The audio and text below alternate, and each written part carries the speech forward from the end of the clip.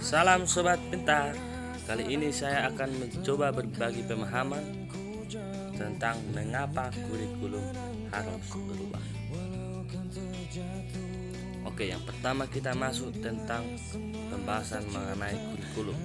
Menurut pemahaman saya, kurikulum itu merupakan panduan pendidikan, di mana kurikulum sebagai driver yang mengarahkan pendidikan untuk mencapai tujuan.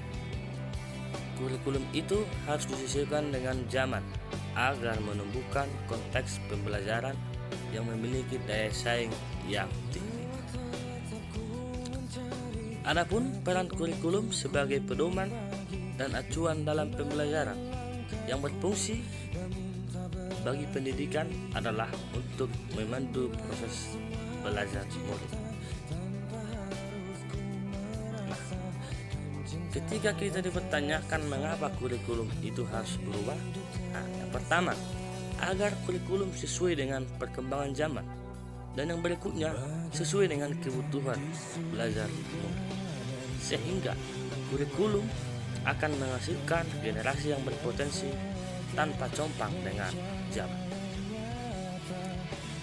Menurut Ki Hajar Dewantara, adapun tujuan pendidikan adalah menuntun segala kekuatan kodrat yang ada pada anak-anak agar mereka dapat mencapai keselamatan dan kebahagiaan yang setinggi-tingginya, baik sebagai manusia maupun anggota masyarakat.